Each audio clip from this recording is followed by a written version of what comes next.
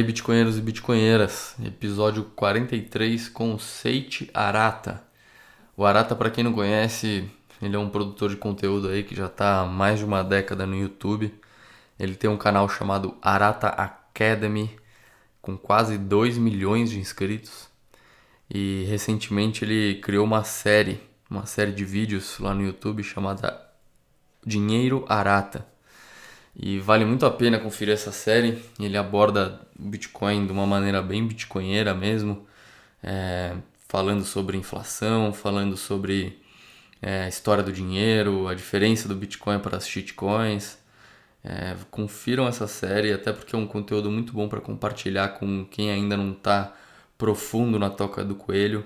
Ele cria um conteúdo para pessoas, para o público em geral, para o público dele que é gigante. Então talvez seja um conteúdo aí para vocês conferirem e usarem como uma maneira de disseminar a palavra do Satoshi para os pré-coiners, né? Bom, vocês vão gostar do papo. Ele abordou várias opiniões dele de diferentes temas do mundo do Bitcoin. Então tenho certeza que vocês vão gostar. E é isso, pessoal. Se inscrevam lá no canal no YouTube. Tô quase chegando em 1.000 inscritos. Obrigado pela ajuda aí. Eu vi que 30-40% das pessoas que me escutam no YouTube não são inscritas. Então dá para chegar aí nessa meta rapidinho se vocês me ajudarem. Fora isso, me sigam na plataforma de podcast que vocês escutam. Avaliem, deem boas avaliações aí, que acho que isso ajuda. Se inscrevam na minha newsletter, na minha coluna, né, semanal de Bitcoin. Toda sexta-feira uma mini coluna aí com Bitcoin sobre temas variados. Eu sempre deixo o link aí na descrição do vídeo do episódio para vocês se inscreverem nessa coluna. E é isso, pessoal. Muito obrigado pela audiência e até a próxima. E não se esqueçam que toda sexta, 4h20, estou fazendo uma live no YouTube com o Leta. Falamos livremente sobre os últimos acontecimentos e devaneios bitcoinheiros da semana. Tá bom, pessoal? Obrigado de novo e até a próxima. Esse podcast é patrocinado pela Rispar. A Rispar é a primeira fintech no mundo a oferecer créditos em reais usando Bitcoin como garantia. Tem um processo 100% online e sem burocracia. Oferece crédito rápido e seguro com os juros mais baixos do mercado. A fintech tem uma estrutura regulada e garante a segurança dos Bitcoins com a custódia da BitGo e seguro da CoinCover, além de operar sem liquidações automáticas. Então dá uma conferida. Se você está precisando de um dinheiro e não quer vender seus Bitcoins, entra lá na rispar.com.br e vê as opções para continuar rodando e não vender suas preciosas moedinhas.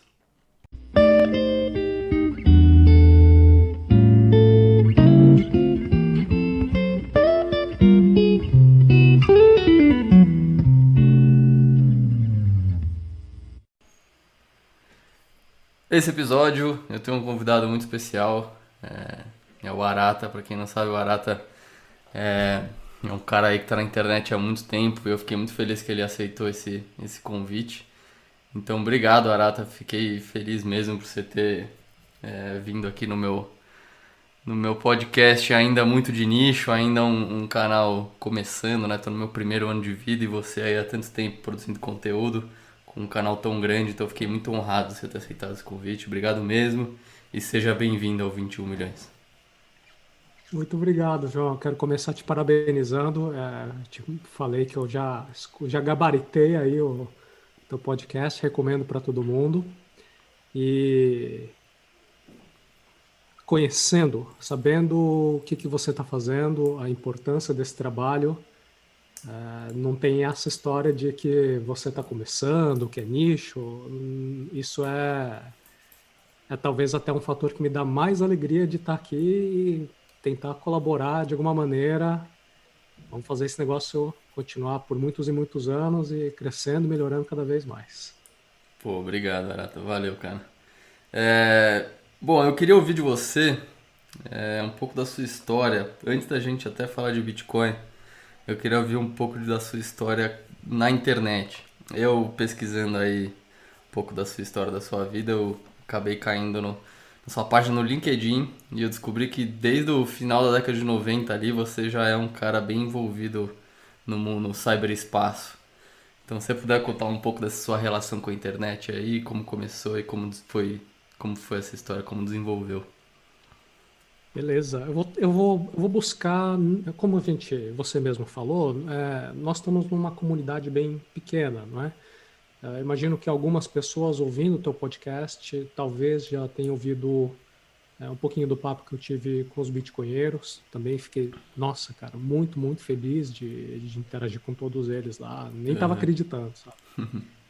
Vou tentar evitar repetir alguma coisa que eventualmente eu já falei em outra, né? Para Tá não bom. ficar uma coisa tão ah, ah, enfim, para trazer alguns elementos novos. Beleza. E falando do teu trabalho, todos os seus convidados são maravilhosos, tá? De parabéns, você trouxe aí todo mundo, muito, muito bom mesmo. Que bom que você gostou. Um que eu me identifiquei bastante foi o Narcélio, cara. O Narcélio, Aham. ele conta que desde quando ele tinha uns 10 anos de idade, ele estava programando, isso lá na década de 80, não é?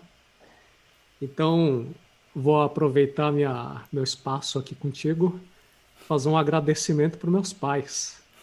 Porque o Narcélio falou assim: pô, eu tive que ficar lá pedindo para meus pais comprar um computador pessoal para mim. Pô, mas por que você precisa disso? Foi uma história mais ou menos assim que o Narcélio contou. No meu caso, cara, eu tive a grande sorte, a grande alegria, muita, muita gratidão mesmo, pelo fato de quando eu tinha aproximadamente, o número exato não vou conseguir te falar agora. Quando eu tinha mais ou menos uns 7, 8 anos de idade, meu pai, que é engenheiro, ele comprou uma calculadora científica da Cássio.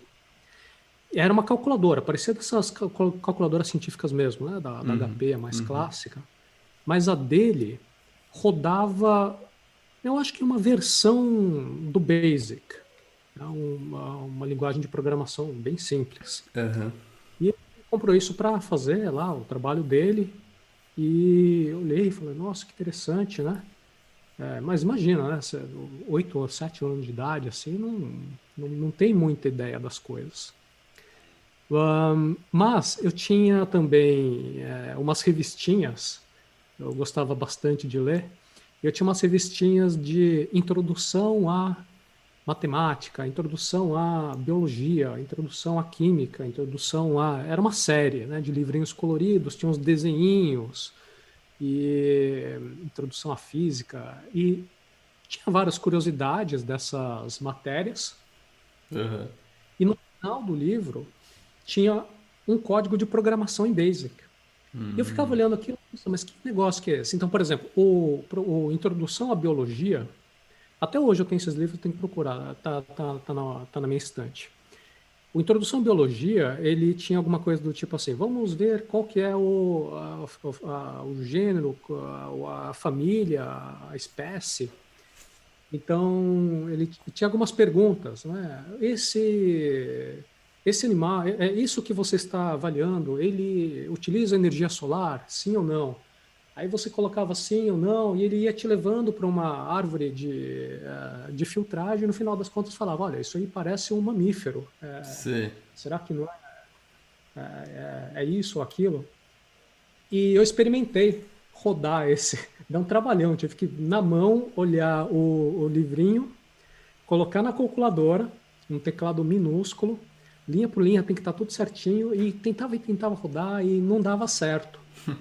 Justamente pelo fato da versão do. Cara, desculpa, eu tô falando muito, né? Vou tentar encurtar. Não, não, não. Basicamente, Continua. eu fiquei brincando com o negócio e no final das contas não deu certo, mas isso me abriu curiosidade.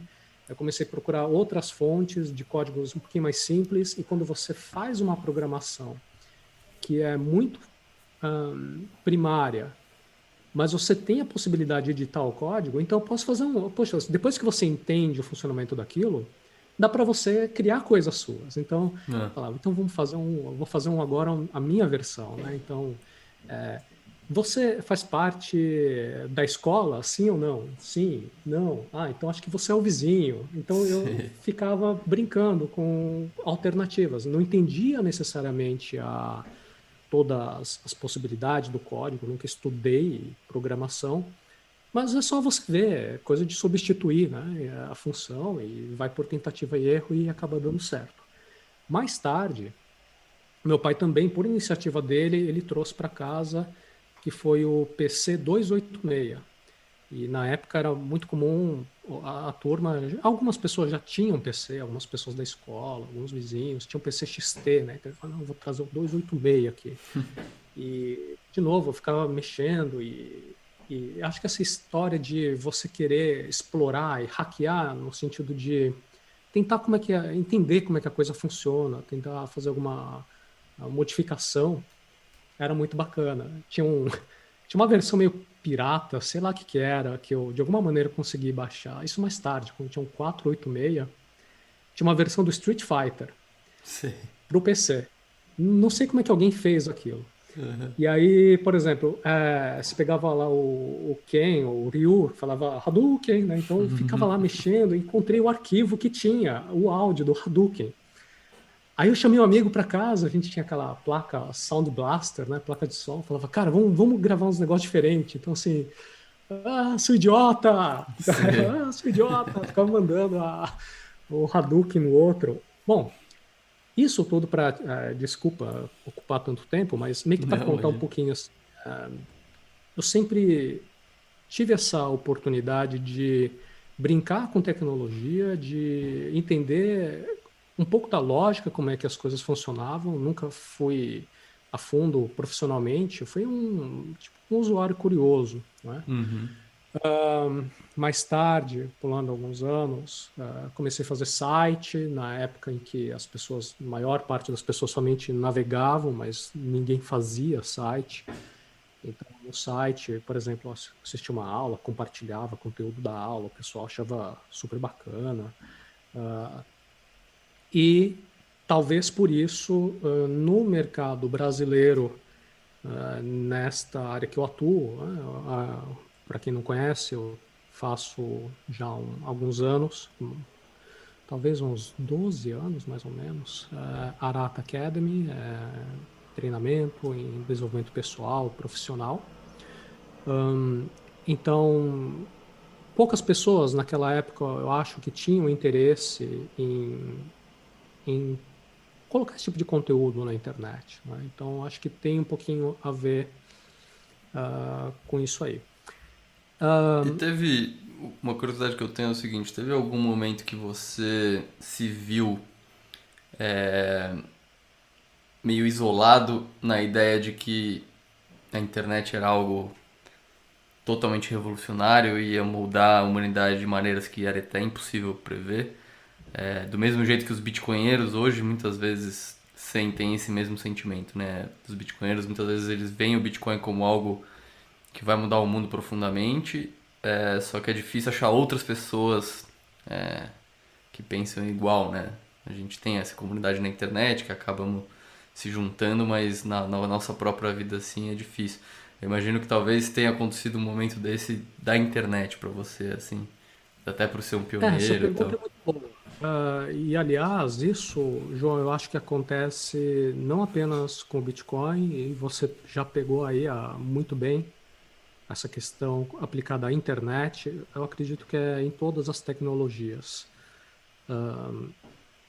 Tem tem vários movimentos, um deles chama tecnorealismo, mas tem outros em que a gente busca evitar os extremos, de modo que quando a gente vê uma tecnologia nova, não é nem algo que, nossa, isso vai transformar tudo num paraíso perfeito, uma utopia, e Uhum. também não é algo caótico que vai implicar na destruição da sociedade como, né, conhecemos e tudo mais. Geralmente é um ponto no meio. Eu gosto também daquela ideia da ideia de que o futuro já existe, né? Ele só não está distribuído de maneira uniforme. Então, nós estamos Sim. aqui conversando sobre Bitcoin, mas talvez 3 quadras de distância de onde nós estamos, o pessoal tá há Sim, não. décadas de atraso nas Exato. coisas, não tem a menor ideia.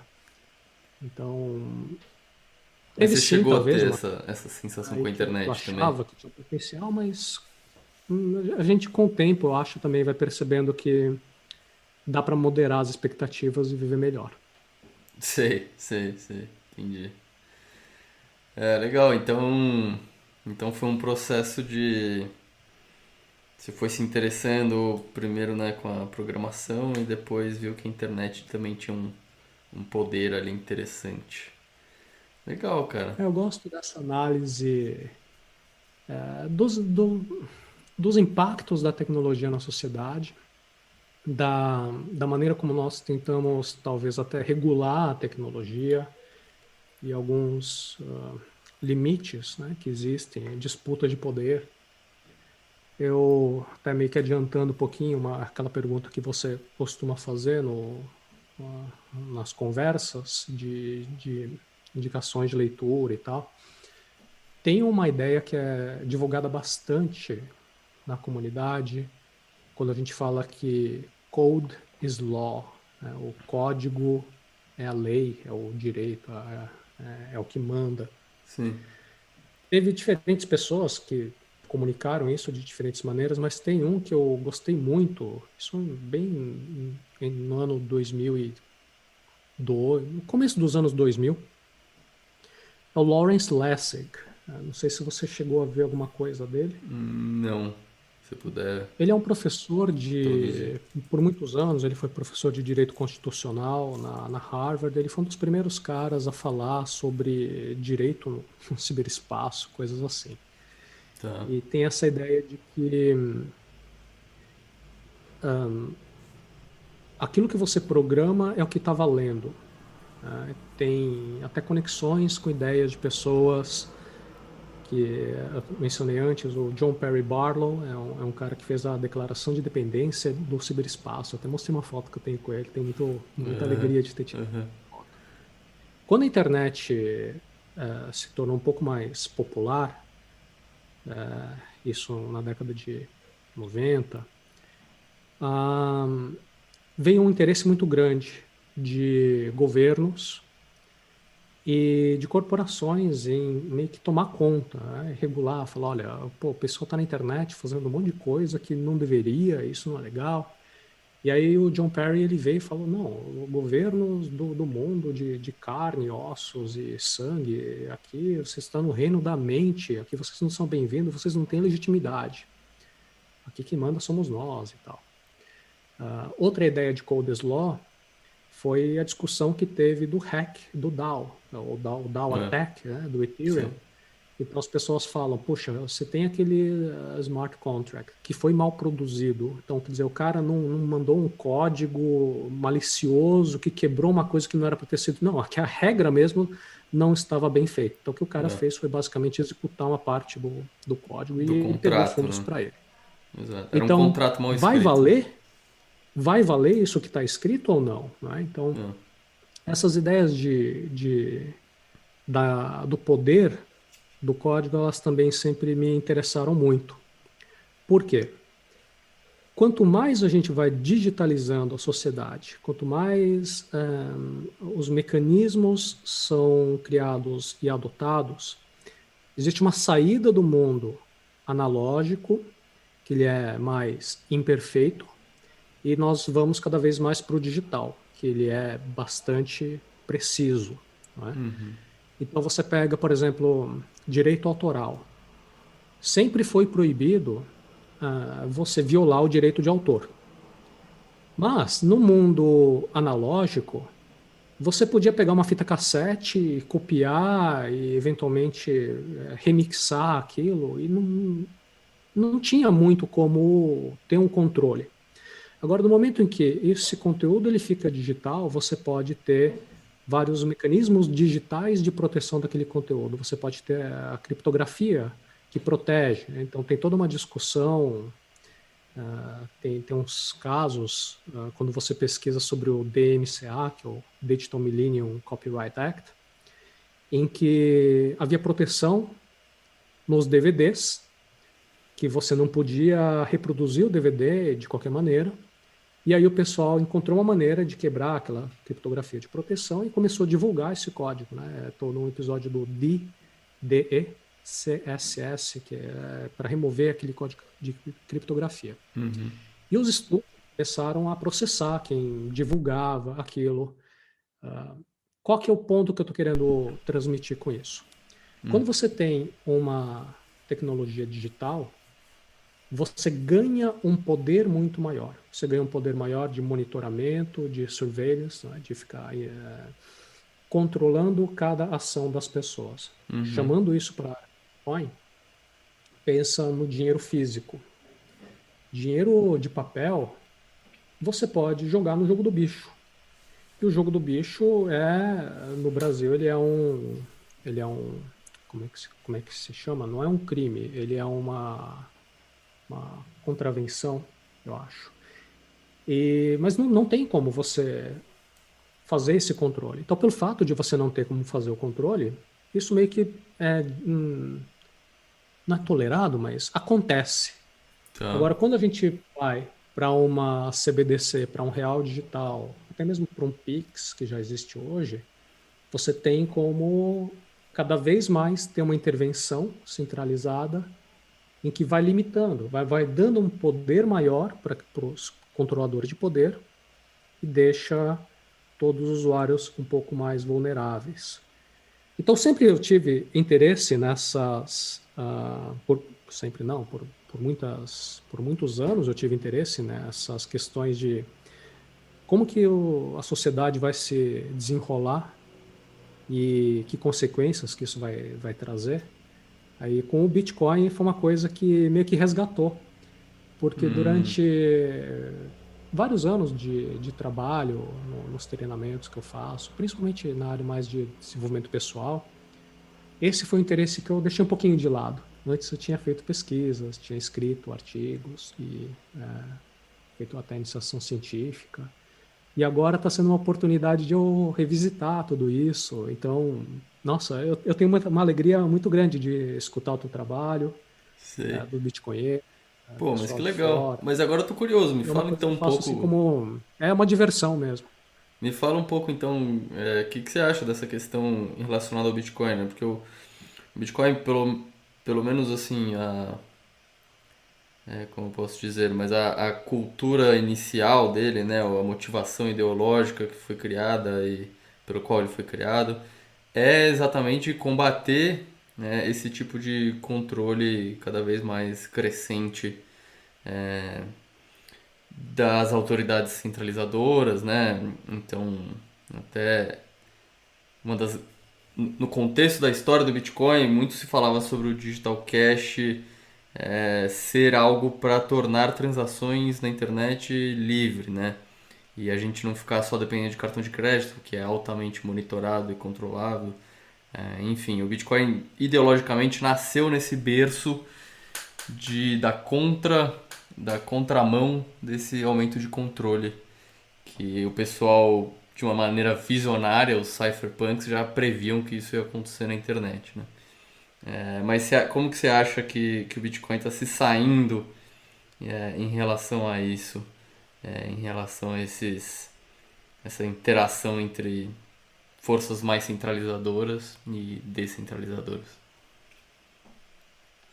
É difícil a gente fazer uma análise, porque é parecido com a história do... O futuro já está aqui, mas ele está distribuído de maneira não uniforme. Uhum.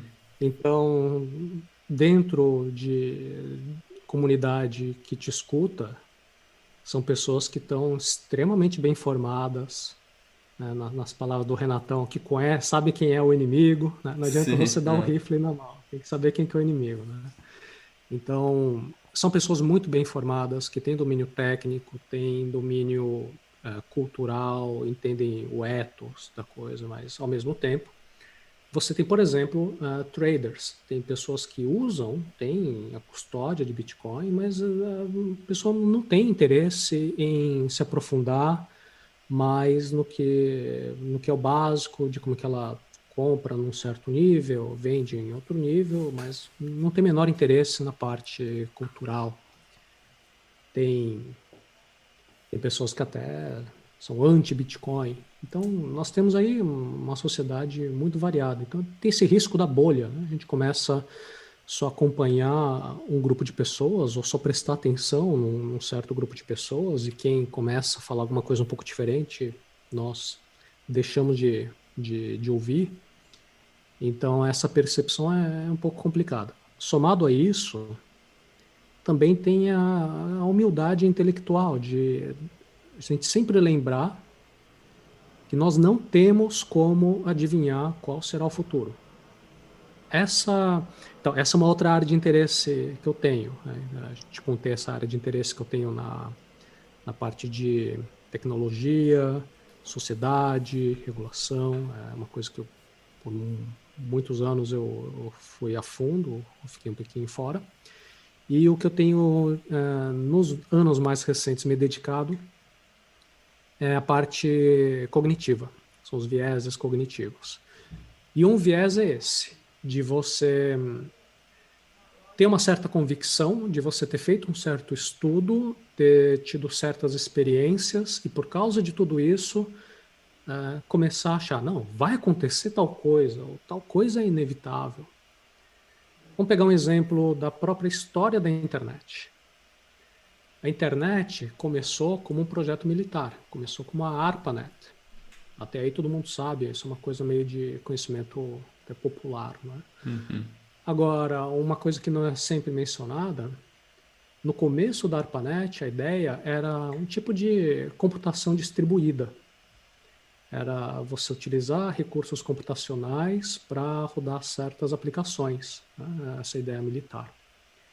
E o que aconteceu com o passar do tempo, quanto mais nodes, né, foram conectados, foi notado que, por causa de um princípio da internet, que é o princípio end-to-end, o princípio ponta a ponta, fim a fim, havia uma possibilidade de você basicamente criar qualquer coisa. A internet, desde a época da ARPANET, ela foi muito aberta. Então não havia um mecanismo central de controle do que você pode fazer e o que não pode. Uhum. E aí surgiu uma das primeiras inovações, que foi o e-mail.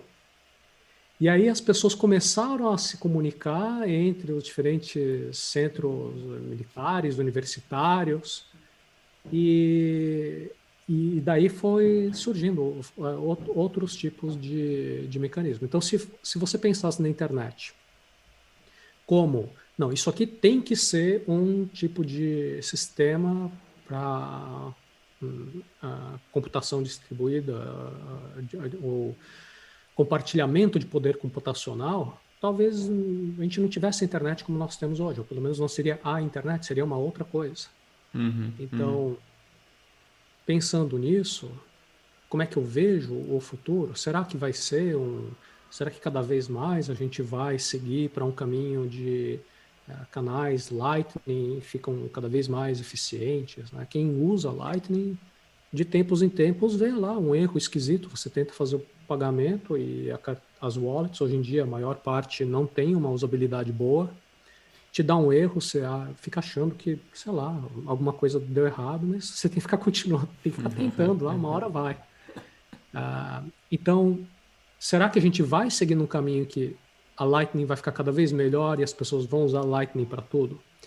Será que as pessoas vão parar de usar e-mail e senha para fazer login em tudo quanto é site, milhões de senhas diferentes que você precisa ter? Será que você vai começar a fazer login usando sua carteira Lightning?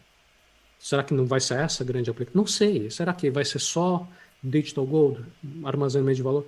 Não sei. Eu acho que é bom a gente, por um lado, ver o potencial da coisa, entender, e quem tem vontade, mas não é todo mundo, quem tem vontade, estudar e se aprofundar, mas também ter sempre aquele pezinho atrás, do tipo, poxa, vários projetos ao longo da história da inovação, não estou nem falando mais de internet, estou falando de inovação em geral, começaram num certo caminho, achava-se que seria por ali, mas o ambiente natural, caótico, espontâneo das coisas acaba levando para uma direção completamente diferente, né?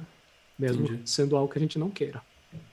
E você vê, se fosse pra, sei lá, você vê algum risco na evolução do Bitcoin nesse sentido? É claro, assim, você vê um cenário que você acha que a possibilidade não é zero disso acontecer, de algum desvio muito forte nessa linha original ideológica do Bitcoin, acontecer algum desvio muito forte em relação a isso? Eu pessoalmente não tenho como responder essa pergunta. O que eu gostaria de contribuir é justamente nessa questão tanto do viés que nós temos, a gente tem a tendência de acreditar que nós sabemos mais do que nós sabemos. Então, essa é uma tendência natural, né? Você tem várias maneiras de explicar isso. Tem o famoso efeito Dunning-Kruger, não é? Para quem não sabe, existe um nível de desconhecimento tão grande que a pessoa que não sabe de nada, ela é a pessoa que mais acha que sabe, porque ela Sim, desconhece sim. É uma curva que a confiança os aumenta e depois próprios conforme. buracos que ela tem. É isso, né? A confiança aumenta conforme ela aprende um pouquinho, e aí depois a confiança Exato. vai diminuindo conforme ela vai aprendendo mais, né? Você vai estudando o assunto e você vê, puxa, tem tantas portas que eu preciso abrir para investigar, e você abre uma porta e atrás daquela porta tem uma outra, tem cinco outras portas. E você vai se aprofundando, vai estudando, e você vê que algumas informações até mesmo são um pouco conflitantes, como que você já viu, que você acreditava.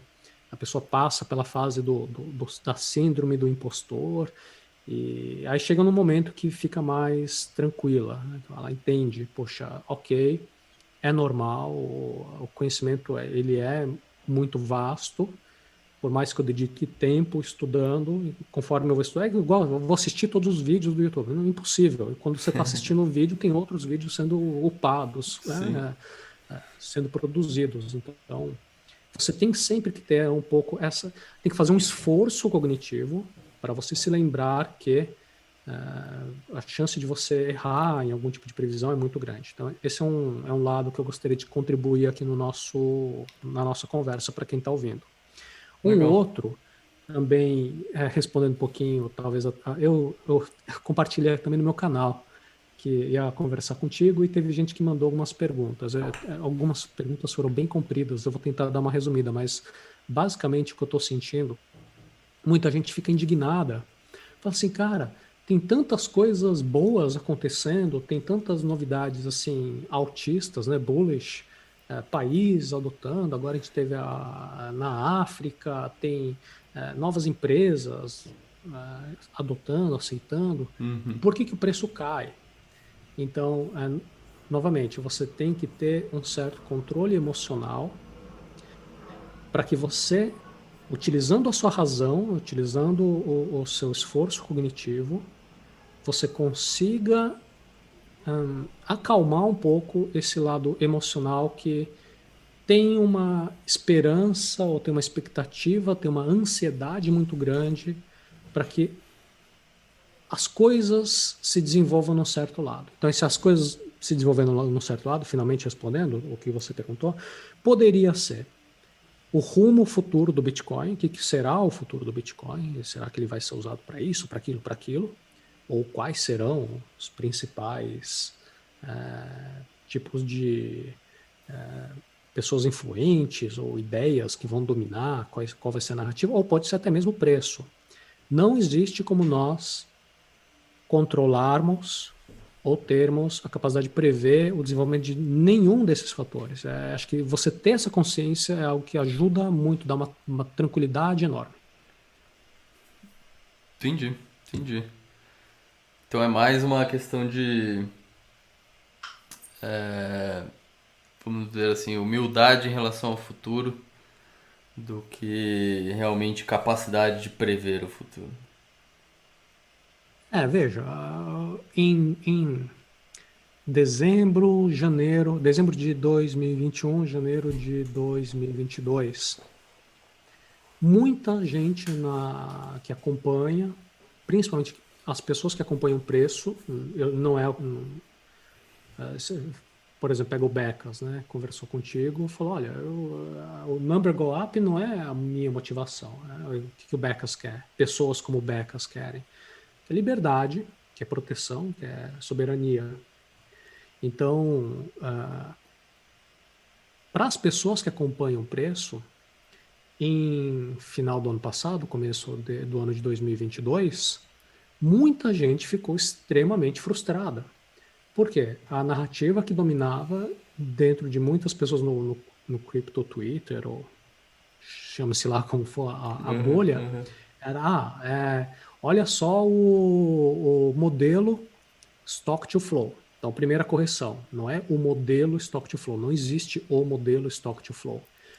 Olha o modelo Stock to Flow, quer dizer, mais de um modelo que foram criados pelo Plan B, É. que acabou viralizando muito. Então, o Plan Uhum. B veio, criou um, depois ele criou uma operação, tem vários modelos que o Plan B compartilha.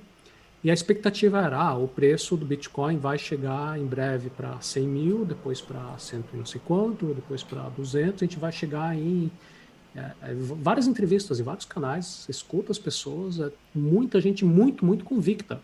Sim, O preço provavelmente estará e não está. Então, o que você vai fazer num cenário assim? Então, diferentes pessoas vão reagir de maneiras diferentes. Eu acho que é interessante reformular isso. Diferentes pessoas estão percebendo realidades diferentes, têm expectativas diferentes, têm conhecimento diferente, têm um preparo emocional, têm um preparo financeiro, têm um preparo de entendimento, até mesmo de filosofia diferente. Por isso, quando você põe. É uma festa estranha com gente esquisita. Se você põe muita gente envolvida, não dizendo muitos bitcoinheiros, quando você põe muitas pessoas que ouviram falar na palavra Bitcoin juntas, você vai ter os mais diferentes tipos de sentimentos, de interpretação, de expectativa, de medos e por aí vai. sim. Cada pessoa vai viver uma realidade bem diferente, né? E como que você E cabe a lidou? nós Pode trabalhar esse terminar. desenvolvimento pessoal para que, no final das contas, o que importa é que você seja uma pessoa feliz, uma pessoa tranquila, que está fazendo o melhor possível dentro das tuas limitações. Né? Eu acho que é isso. Sim, sim. Não, falou bem, assim, esse público que já ouviu falar do Bitcoin, que sabe pelo menos que Bitcoin é um tipo de ativo, né? É muito diverso. E, e até, acho que até por isso que, enfim, lá no Bitcoin Twitter, eu acho que é uma seleção de pessoas muito específica, que é o público com quem eu converso, né?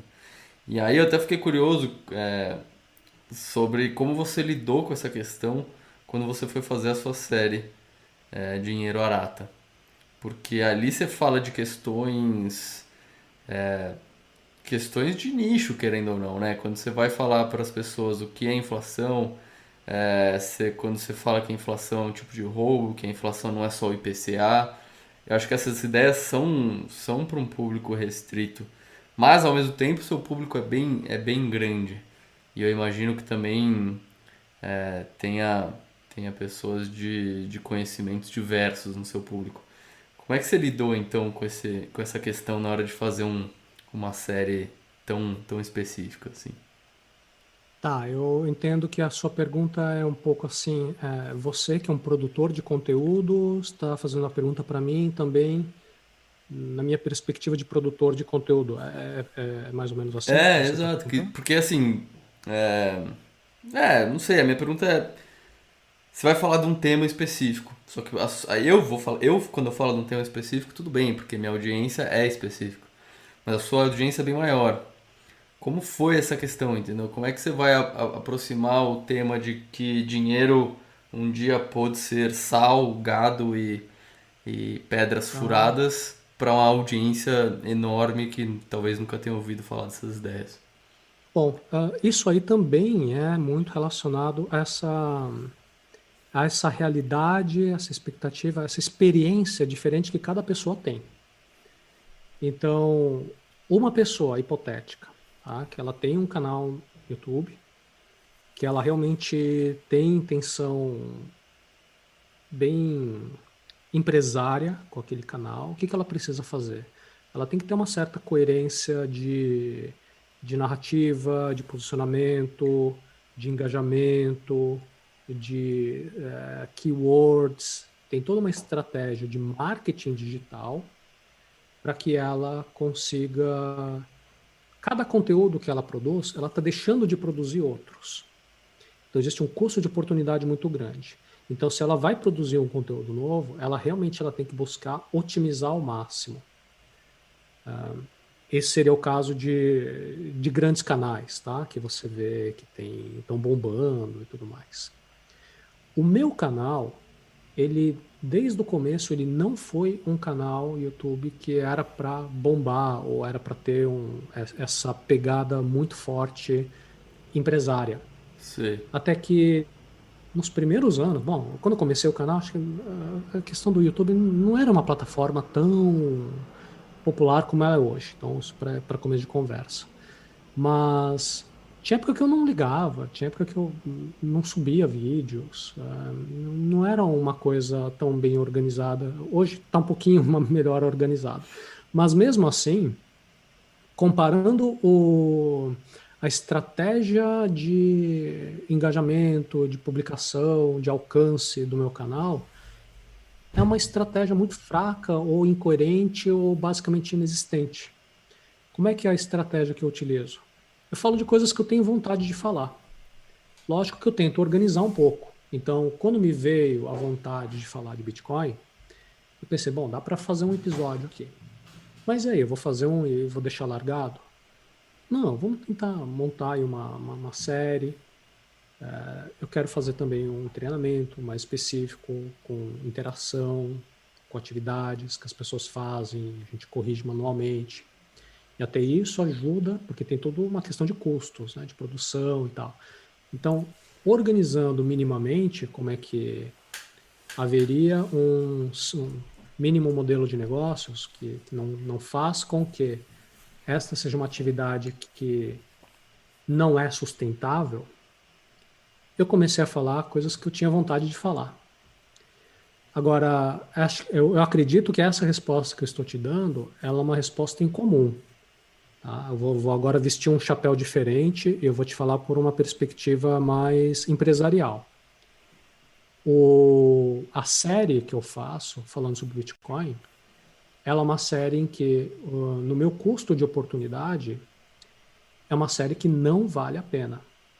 Por quê? A quantidade de visualizações é menor, a quantidade de engajamento é menor. Agora, eu sei que existe uma parcela pequena de pessoas que dá para olhar nas estatísticas, são pessoas que assistem realmente do começo até o fim, são pessoas que têm interesse naquele assunto. Então é bem nicho mesmo, como você falou. E Entendi. o fato de Então, estar aqui conversando contigo, de ter descoberto tanta gente boa por aí que compartilha ideias muito boas, para mim é isso que vale a pena. entendi, interessante. Então, no final das contas, Bitcoin acabou sendo um conteúdo de nicho mesmo no seu canal, que é um canal popular. É porque a gente tem a tendência, todo ser humano tem a tendência de ter uma resistência de flexibilizar o entendimento anterior que nós temos sobre um assunto. Isso é natural, porque se nós tivéssemos a propensão de trocar de posição, seria uma sociedade muito louca. Né? Um dia Sim, você é caótica, é né? vegano, no outro dia você está comendo carne mal passada. Uhum. Pô, como é que funciona isso? Sim, Então, nós agora, em 2022, nós já temos uma quantidade muito grande na população que já foi exposta na grande mídia, ou influenciadores, ou diferentes fontes. Ah, Bitcoin, Bitcoin, Bitcoin. E a pessoa que não entrou no Bitcoin até agora, ela tem uma certa já um certo posicionamento, digamos assim, do tipo, isso não é para mim, isso é complicado sim, um demais, receio, isso né? é ruim porque X, Y e Z, ou isso não me interessa. Então, quando eu produzo um conteúdo e começo a falar sobre esse assunto, acontece é natural, a pessoa perde o engajamento. É esse tipo de pessoa. Agora, aí fazendo agora o comentário contrário, a pessoa que já se envolveu com Bitcoin, já está mais a fundo, ela é o tipo de pessoa que acompanha até o final. Sei, sei. E você teve. Como foi o feedback dessa série? Você teve pessoas, assim, te agradecendo por realmente insights valiosos? Porque ali eu acho Sim, que. sim. Porque eu acho que assim, quando a pessoa entende a tese do Bitcoin, eu acho que tem insights para a vida dela, né? Para a maneira como ela enxerga a relação dela com o dinheiro, com o sistema financeiro, basicamente, né? Com o tempo de vida, com a poupança dela. Que eu acho que realmente muda a vida da pessoa, né? E eu fiquei curioso como foi esses feedbacks positivos, como foram. É, esse é um tipo de. Então, como eu te falei, ó, tem o custo de oportunidade. Então, poxa, se eu posso fazer um vídeo que eu tenho certeza que vai bombar, sabe? Por exemplo, olha, um título que cairia muito bem para o meu canal. Estou me sentindo sozinho. Como lidar com a solidão? Sei lá, bobear, um dia eu vou fazer um vídeo assim. E provavelmente vai ter muita visualização, porque Sim, tem muita gente se sentindo assim, ou não é que tem muita gente, as pessoas que estão se sentindo assim são pessoas que vão clicar naquele conteúdo, elas se identificam muito, né, com um sim. conteúdo dessa natureza. Agora, quando eu faço um vídeo sobre Proof of Work e Proof of Stake, diferenças, quase ninguém vai ter interesse, a não ser que seja realmente a pessoa daquele perfil. Então, por uma perspectiva de monetização no YouTube, ou crescimento do canal, nada disso faz sentido racional. Por que você está produzindo isso? Não faz sentido. Faz outra coisa que dá mais grana, ou vai fazer seu canal bombar mais. Mas eu não estou nessa fase. Eu faço coisas que eu tenho vontade de fazer. Eu acho que essa é uma grande riqueza, né? A gente fala assim, o que é riqueza?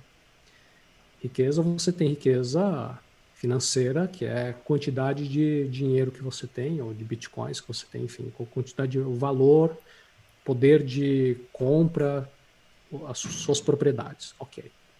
Mas não adianta nada você ter isso se você não tem riqueza de saúde. Então você sacrificou a sua saúde, você tem pobreza de saúde e tem riqueza financeira. Então, saúde também é um requisito. Agora, não adianta você ter isso se você ganha a sua grana, muita grana, se você tem boa saúde, porque você toma sol e levanta coisas pesadas, faz atividade física, e você está fazendo isso numa plataforma de petróleo no meio do mar, e você odeia aquilo, você odeia ficar naquele lugar, você queria estar na montanha que é geladinho. Então, tem que ter a liberdade geográfica. Ou então você está numa cidade que você não gosta, ou está perto de uma vizinhança, um vizinho que você não gosta. Aí, isso leva para um outro tipo de riqueza, que é a riqueza nos relacionamentos. Então, que adianta você ter tudo isso se você odeia a sua família, as pessoas que moram debaixo do mesmo telhado que você, ou os seus colegas de trabalho com quem você passa a maior parte do seu dia acordado. Então tem essas diferentes. E eu poderia ir vários minutos falando sobre isso. Agora, a riqueza que eu quero comentar é essa que você falou. Que tipo de reação que tem? E quando vem algum tipo de reação de gente que fala, olha, me ajudou muito a maneira como você explicou, tem aquele episódio do o segredinho do Bitcoin, né? A gente fala investir em cripto, que eu explico mais detalhes, as criptomoedas, o Bitcoin, por que um é diferente do outro. Aham. E aí vem um comentário, vem uma mensagem, vem um e-mail, vem um depoimento de alguém que fala, olha, isso me ajudou muito por causa disso, disso, daquilo. Isso é maravilhoso. Um pouco antes da gente marcar a conversa, você colocou no Twitter, eu vou conversar com o Seite, escrevam aí e tal. E teve uma pessoa que falou assim, cara, que legal, emagreci 30 quilos, porque eu fiz o treinamento dele lá, o Nato Good, e eu É. comecei a trocar, comecei a comer abobrinha e não sei o que e tal. E, nossa, quando eu leio um negócio desse, isso para mim é uma maneira de medir riqueza. Eu tenho essa riqueza, cara, é uma coisa, para mim, tem um valor enorme. Então, é essa a Que resposta. legal, que bacana. Pô, cara, incrível. Você acabou se dedicando a fazer esses conteúdos não puramente por motivações financeiras, né? É um negócio mais. É uma motivação pessoal mesmo. E você tem outros projetos educacionais ou de, sei lá, comunidade, desenvolver comunidade bitcoinheira, ou transformar a sua série em um livro? Você tem algum projeto desse que você está pensando, que você tem interesse em desenvolver no Todas futuro? essas coisas são interessantes, mas, de novo, eu vou resgatar a ideia do custo de oportunidade. Tudo isso demora muito tempo. Eu acho que eu tô num ponto bom de equilíbrio, sabe? Você. Eu leio livros, acompanho teu podcast, outros, faço algumas leituras, faço alguns experimentos e para mim já está de bom tamanho. Você. Se eu for dedicar mais tempo da minha vida, que eu faço várias outras coisas, para isso eu acredito que eu vou sair do meu ponto ideal de equilíbrio. Aí talvez não fica tão bom. Entendi, entendi. Então, mais uma vez, no que puder, do meu lado, de contribuir para você fazer isso e outros amigos nossos fazerem isso, Boa. eu fico muito feliz vendo o que está acontecendo. Legal, legal. É, interessante. Acho que seus conselhos e curadoria acho que vão ser valiosos aí para a comunidade, qualquer que seja o projeto educacional aí que o Tem pessoal. gente maravilhosa, cara. É, claro. Eu gostei também muito de escutar o Alan Schramm, é um cara genial, ele tem Sim, muito conteúdo. O sim. cara, nossa, foi muito, muito bom mesmo. O Renatão, o cara tem o Vilela, tem tanta gente boa. É, exato. Tenho certeza que essas coisas surgem, já estão surgindo, já estão acontecendo, né? Tem o Discord, para quem não conhece, do Miguel. Então, já existe tudo isso e é muito bom que exista. E quais foram suas principais influências quando você estava naquela primeira fase de descobrir o Bitcoin a fundo mesmo, assim, quando vira a chavinha e você só consegue pensar nisso e pesquisar isso? Quem que te Então, mais marcou aí na trajetória? não teve tanto isso. No começo, o que eu encontrei de conteúdo que me parecia menos com cara de golpe foi o conteúdo do Andreas. Aham, E o aham. Andreas batia muito, muito na tecla do não, vamos banking the unbanked, né? Vamos trazer as pessoas fora do sistema que não tem documentação, vamos oferecer para eles maneira deles terem acessos financeiros, a serviços financeiros. Muito bom. Então eu entendi isso. Falei, legal. Então tem muita gente por aí que, nossa, está numa linha abaixo da pobreza e é bom para eles. Que legal, que bacana. Mas além disso, eu não encontrei outras coisas que me chamassem tanto a atenção. E também eu estava muito ocupado com outros assuntos. Eu até mexi um pouco com shitcoin. Eu achava que era tudo meio, de certa maneira, uma euforia, Aham. aquelas curvas de hype. Então, quando eu olhava, principalmente o movimento de preço, eu pensava, bom, então agora que deu o topo e começou a cair, daqui para frente já era, é a bolha que estourou. E aí o que começou a me chamar muita atenção era, às vezes demorava 2 anos, mas ou 4 anos, mas aquele fundo ele não ia muito mais de um certo limite. Isso me chamou muito a atenção. Eu falei, mas espera aí, se a bolha estourou mesmo, por que então os malucos que estão. Por que não continua caindo? Ele, depois de um tempo, nos novos ciclos, ele voltava a subir, ele até rompia topos anteriores. Então, talvez, o que me chamou a atenção foi essa resistência que eu tive no começo, em que eu não tinha um contato mais filosófico com Bitcoin. Para mim era uma coisa bem especulativa. Por causa disso, dentro da minha comunidade, as pessoas que me escutam, eu não ficava falando para eles compra que é legal, porque tem isso, não ficava botando muita pilha, porque sempre me tinha um pouco a pulga atrás da orelha, do tipo, se isso aqui despencar, vai ser uma coisa muito feia e muita gente vai se machucar e eu não quero. Aí, de Sim. novo, mais uma vez, é um motivo egoísta. É aquele meu nível de riqueza, que é a minha riqueza de satisfação de fazer um trabalho que as pessoas reconhecem, não é? Aham, Então, aham. se eu fizesse uma propaganda ou incentivar as pessoas a mexer em Bitcoin antes de eu ter a convicção, e a coisa vai e cai completamente, e eu fiquei botando pilha, não, tá, olha, subiu tantos por cento, e isso me traria uma infelicidade muito grande. Seria uma pobreza que me acertaria. Agora, quando eu comecei a entender cada vez mais os fundamentos, que são indiscutíveis, os fundamentos que a gente apresenta, né, de escassez como propriedade, como divisibilidade, como a custódia, resistência à censura, esses aspectos eu sinto confortável, e não apenas confortável, eu me sinto entusiasmado em criar conteúdo divulgando essas ideias. Eu acho que precisa, acho que eu estou fazendo meio que meu papel de comunicar essas ideias.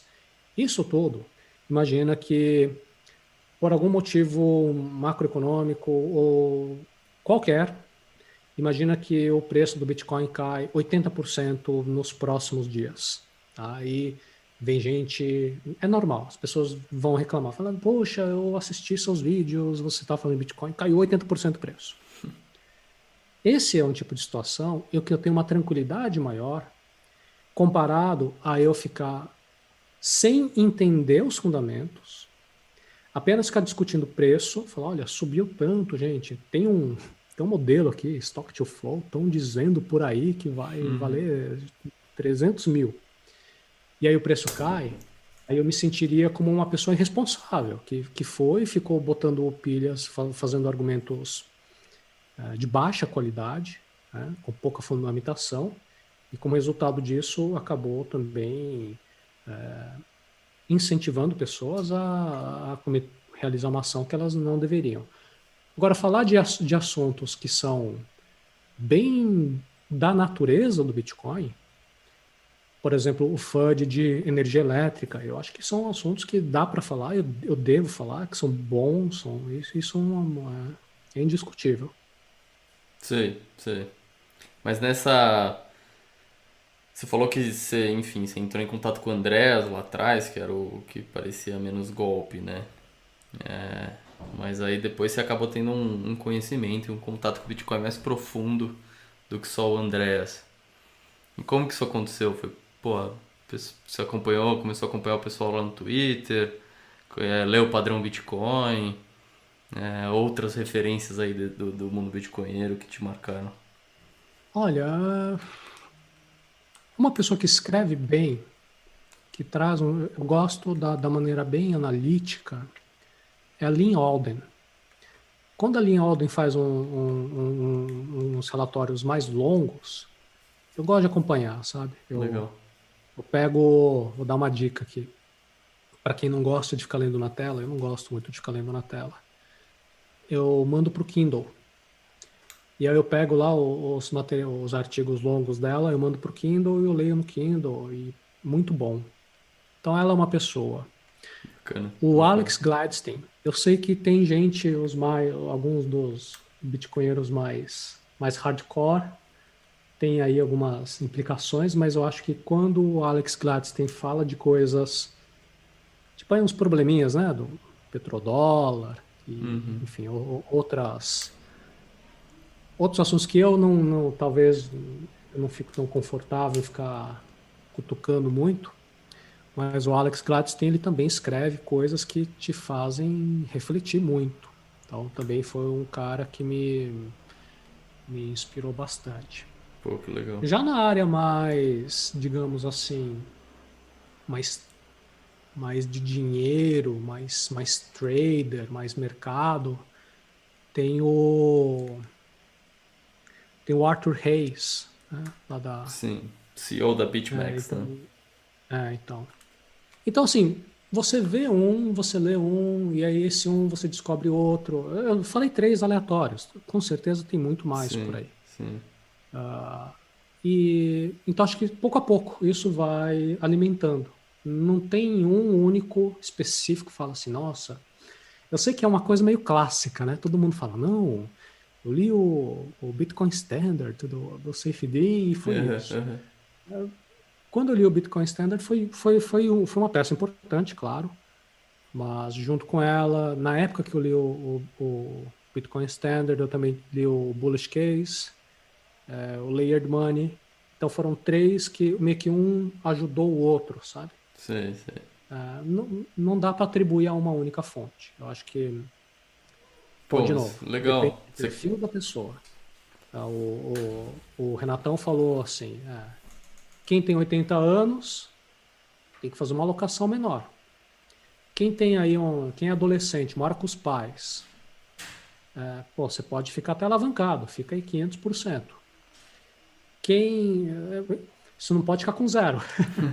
Exato. E, da mesma maneira, esse nível de envolvimento com Bitcoin, com assuntos econômicos, assuntos técnicos, assuntos até culturais, psicológicos, e, enfim, filosóficos, não é todo mundo que precisa ir atrás de tudo isso. Você pode perfeitamente dizer, olha, não me interessa ficar horas e horas, sei lá, cara, eu sou dentista, meu negócio é aprender aqui a fazer a cerâmica o melhor possível, que não dá infecção e o maior conforto possível. Eu entendi já a ideia básica do Bitcoin, entendi, legal. Mas eu não vou ficar lendo, sabe, um artigo aí de trocentas páginas da Lynn Alden explicando do FUD de energia elétrica. E isso não faz sentido. Sim. Agora, as pessoas que estão bem dentro da bolha estão consumindo tudo, né? Leem. E acho que isso causa uma confusão, sabe, João? Também essa é uma outra ideia que eu queria compartilhar aqui. É aquela ideia da festa estranha com gente esquisita. Então, imagina que tem aí gente que é muito técnica, entende bem que roda o Node, está acompanhando as discussões do último BIP e beleza. E aí começa a rolar dentro da bolha. Não, você viu aí que o Fed falou, garantiu, hein, para o pessoal, falou, eles não estão pensando em fazer 0,75. Aí o cara que não é um cara de mercado, vê um negócio desse e vai dar um bug na cabeça dele. Que ele tem que ou falar assim, olha, estão falando de um assunto, de um domínio que eu não entendo e eu acho que não vale a pena eu entender, porque o meu foco é outro, o meu foco é mais técnico. Ou o cara vai ter que falar assim, bom, é um domínio novo de conhecimento, eu preciso adquirir os blocos, isso aí é uma coisa meio de meta-aprendizado, também é uma outra coisa que eu gosto muito, um dos meus grandes interesses. Então, eu preciso de adquirir os blocos básicos de conhecimento para entender, tá, quem é esse Jerome Powell, como é que as coisas são decididas, que impacto que tem, que é sell the news, que o mercado já estava precificando. Por que subiu um pouco? Por que caiu? O que é bull trap? Sabe, a pessoa tem que ir atrás de um novo domínio de conhecimento. E é essa questão das portas. Você vai abrir uma porta que depois atrás dela tem outras 5 portas, atrás de outra Sim. e por aí vai. Mas, por Então exemplo, você tem o... que ser seletivo com as informações, é isso que eu quero dizer. Mas, por exemplo, o dentista, como você mencionou, assim, a atividade principal dele é ser dentista, né? Mas ele está sendo roubado pela inflação. Ele, se ele entender melhor a história do dinheiro, ele vai ver como é que esse dinheiro que ele usa hoje em dia tá atuando contra os interesses dele. Então eu entendo que toda essa área de conhecimento que faz parte do universo bitcoinheiro é algo específico, é algo que talvez nem todo mundo se interesse a pesquisar. Mas se a pessoa pesquisar, realmente ela vai ver que é algo que está presente na vida dela, né? e fortemente presente e influencia bastante a vida dela. Tem Então uma como é que você pergunta. vê isso? Você acha que esse dentista hipotético, você acha que ele deveria estudar sobre a história do dinheiro? Que deveria é uma palavra, não sei se é uma palavra que eu usaria, mas o que Igual eu. assim, deveria saber trocar lâmpada, deveria saber o mínimo do que fazer se o pneu estourar.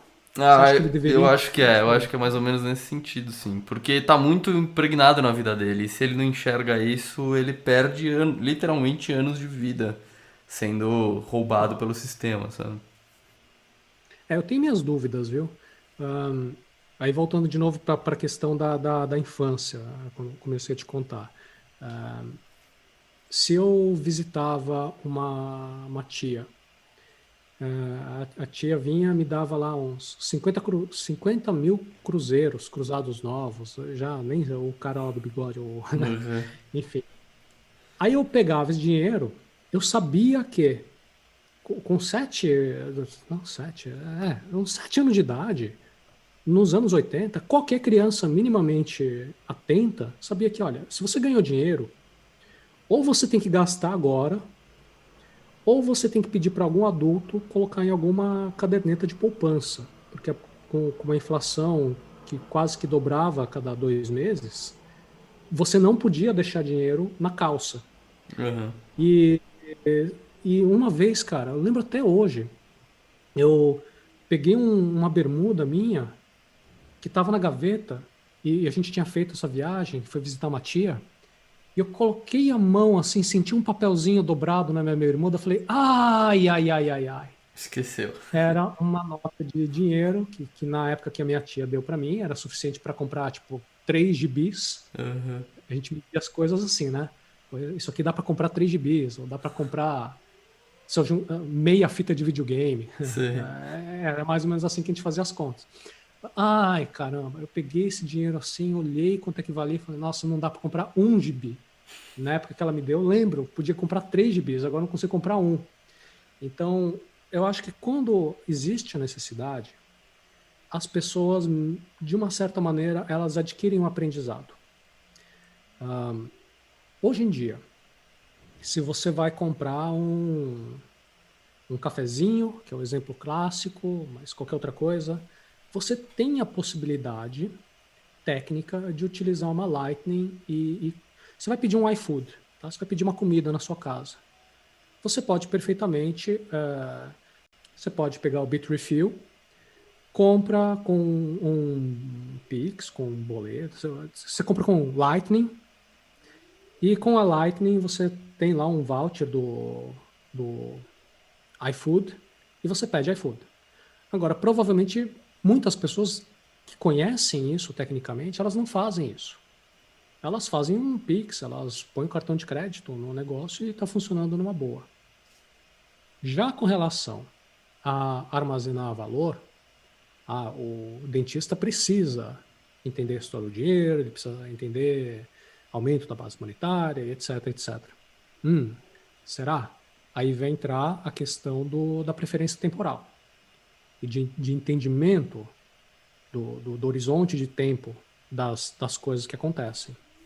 Porque se você conseguir a atenção verdadeira desse cara, explicar para ele a história do dinheiro, a inflação e tudo mais, ele vai olhar de ontem para hoje e falar, mas espera aí, você me falou que Bitcoin me ajuda a proteger meu valor, eu coloquei aí R$ 1.000, acabou de cair 10% de ontem para hoje e agora eu tenho 900. Pô, que sacanagem é essa?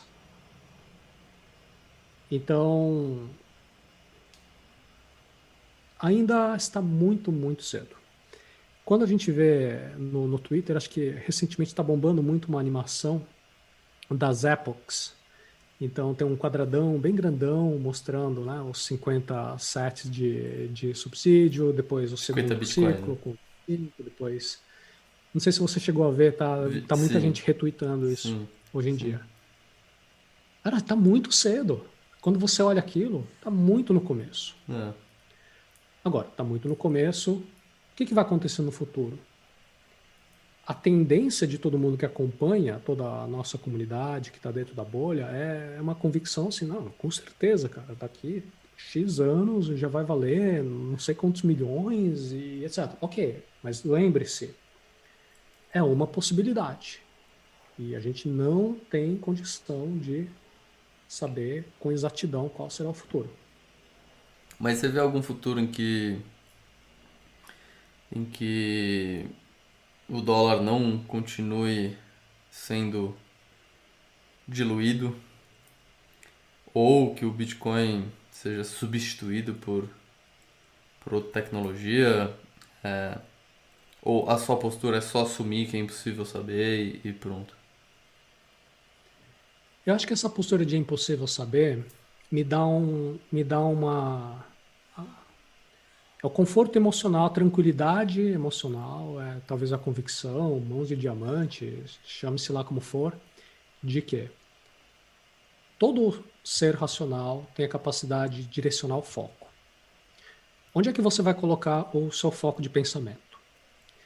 Você vai ficar pensando, poxa, olha, de acordo com o aumento da base monetária, de acordo com teoria austríaca tal, de acordo com o pessoal que antes do Bitcoin existir, que é os gold bugs, tá todo mundo falando que vai acontecer um colapso. E se você olha, o Ray Dalio publicou um vídeo recentemente bem bacana, uma animação bem bacana das mudanças nas ordens mundiais. Tal. Você fala, então, Sim. antes do dólar tinha a Libra, antes disso tinha os holandeses, e antes disso, e por aí vai. Então, você tem toda a questão dos ciclos econômicos. Muito bom. Você pode dedicar, sim, o seu foco de atenção nisso, só que isso tudo vai criar, naturalmente, uma expectativa muito grande. É aquela pessoa que está sempre achando que, cara, amanhã vai acontecer aí o colapso das estruturas, uma grande mudança, Uhum. e você fica só esperando. Então, passou aí quem tem aquele meme do Peter Schiff, né, de uma foto mais jovem dele, o preço do ouro, e a foto atual, Sim. o preço basicamente é o mesmo. Então, toma, se eu puder compartilhar uma ideia aqui com quem está ouvindo, tome muito cuidado com as expectativas que você mesmo cria.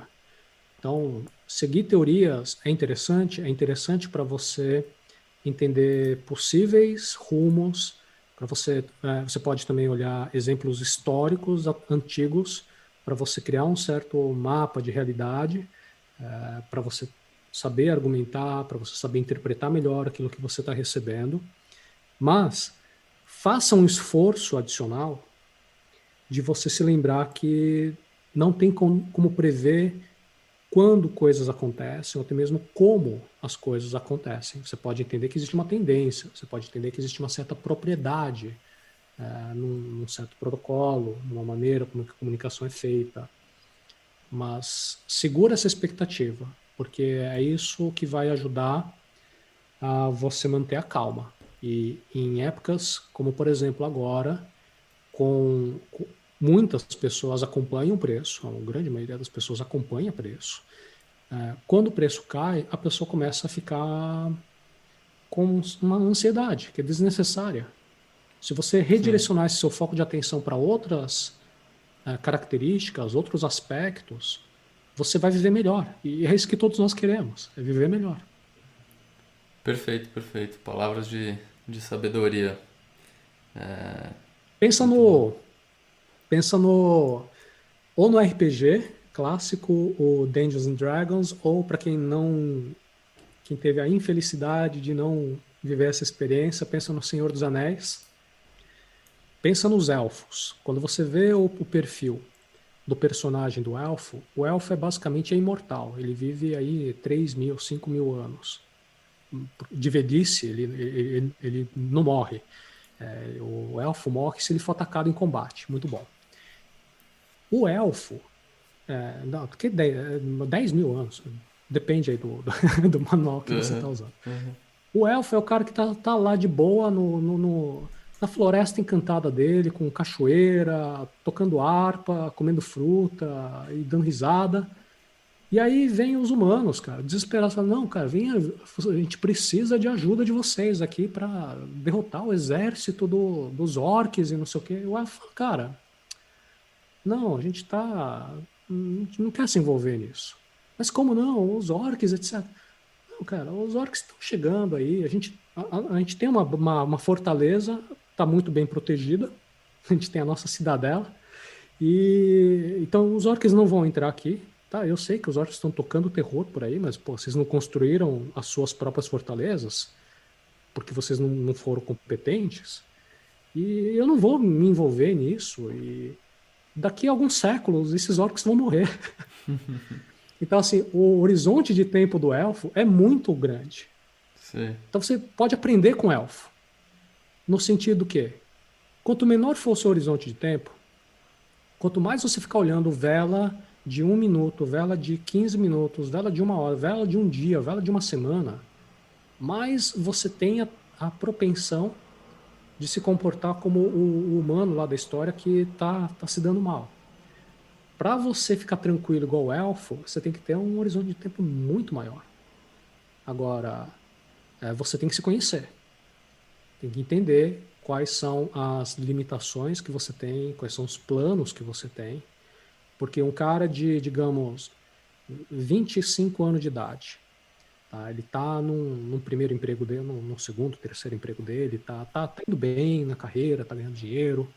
Ele pensa, cara, adorei Bitcoin, vou com tudo, vou comprar tudo e tal, porque eu fiz os meus planos e daqui no próximo ciclo, no mínimo, daqui 4 anos, com certeza, está num preço mais alto. Então a pessoa formou essa convicção, criou essa teoria. Só que vai desenrolando a vida, pode acontecer uma coisa inesperada negativa, pode tanto ser ou no próprio mercado. Então, ok, olhando os fractais, olhando os ciclos anteriores, você tem aí uma queda de até 80%, aí tem um período de desapontamento, depois vem o próximo bull e todo mundo, number go up. E, agora, será que sempre será assim? Não sei, lembre-se, tem que fazer um esforço cognitivo, você não tem como saber. Pode tanto dar muito, muito bom, pode também acontecer. Aí, imagina se tivesse acontecido ou acontecer uma terceira guerra mundial combinada com um evento apocalíptico, combinado com 3 navios lá que entopem o canal lá do Estreito e várias outras coisas negativas. Aí você vai ter um problema. Agora, pode não ser esse cenário catastrófico, pode ser uma coisa na sua vida pessoal, se você está atravessando a rua e acontece um problema. Ou pode ser uma coisa positiva, se você encontrar aí uma pessoa muito bacana com quem você quer casar e vai ter uma despesa adicional, se aumentar a sua família, ou se a casa dos seus sonhos, maravilhosa, naquela cidade que você adora, localização perfeita, o preço está ótimo, você precisa de dinheiro naquele dia, naquele momento. Então, todo aquele plano que você tinha, nossa, eu vou rodar durante várias décadas, tenho convicção e tal, isso tudo entra em questionamento. Então, talvez aí a dica mais importante que eu tenho aqui para compartilhar, você tem que se conhecer. Você tem que saber quem você é. Você tem que olhar no espelho e falar, eu sei quem eu sou. Eu sei quais são as possibilidades prováveis. E, diante do improvável, eu não vou me arrepender das escolhas que eu faço, porque são escolhas conscientes. Para você fazer uma escolha consciente, você tem que ter boas informações, você tem que agir com coerência, tem que conhecer seus valores, tem que saber qual foi o teu comportamento no passado, você tem que ter esse domínio dos seus vieses cognitivos.